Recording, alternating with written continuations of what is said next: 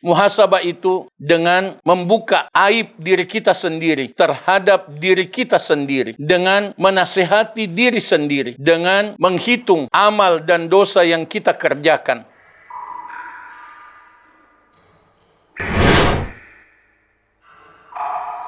Alhamdulillah, wassalatu wassalamu ala Rasulillah.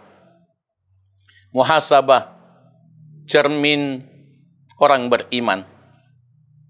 Orang beriman yang efektif imannya tidak sibuk menghitung kesalahan orang lain, tapi ia sibuk menghitung amal dan dosa dirinya sendiri.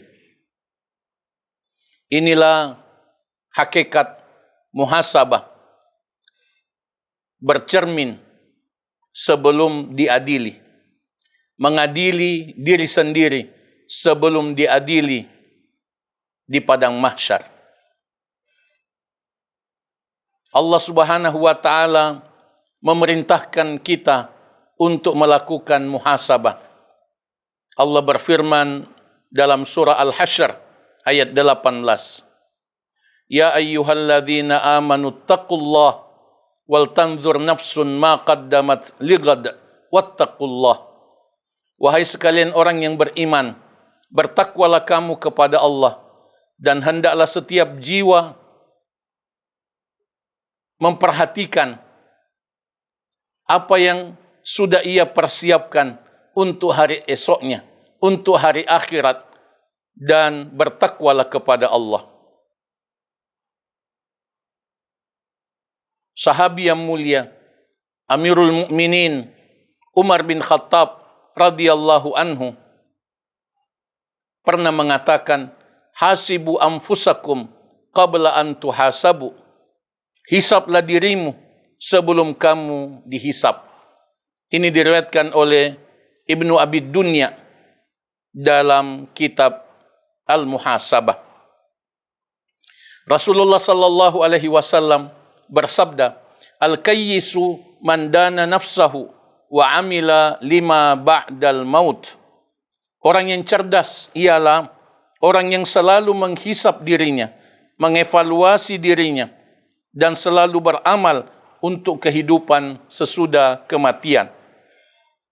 Hadis riwayat Al-Imam At-Tirmidzi, dan hadis ini dinilai hasan. Muhasabah adalah tanda kecerdasan dan bukti efektivitas keimanan kita. Muhasabah itu menghasilkan takwa. Allah tabaraka wa ta'ala berfirman, wa amma man khafa maqama rabbih wa nahan nafsa 'anil hawa fa innal jannata hiyal ma'wa.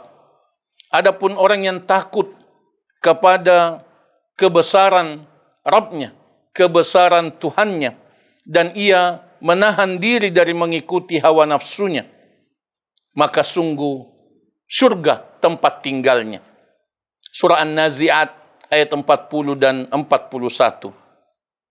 Rasa takut kepada Allah itu lahir dari penghayatan, lahir dari kesadaran, lahir dari muhasabah, evaluasi diri.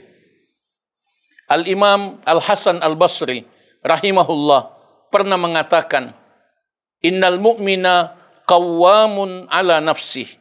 Sesungguhnya orang yang beriman itu adalah orang yang selalu menegakkan pengawasan terhadap dirinya. Yuhasibu nafsahu lillah. Ia rajin mengevaluasi dirinya karena Allah. Ini dari kitab Az-Zuhud oleh Abdullah ibnul Mubarak. Muhasabah itu penting untuk kita biasakan. Muhasabah itu penting untuk kita biasakan dengan membuka aib diri kita sendiri terhadap diri kita sendiri, dengan menasihati diri sendiri, dengan menghitung amal dan dosa yang kita kerjakan. Para ulama menganjurkan muhasabah untuk kita lakukan di akhir sore beberapa kali dalam sehari, untuk kita lakukan setelah sholat malam. Muhasabah sangat dianjurkan untuk kita lakukan pada saat kita sendirian. Setelah selesai membaca zikir ba'da sholat, muhasabah sangat dianjurkan menjelang tidur.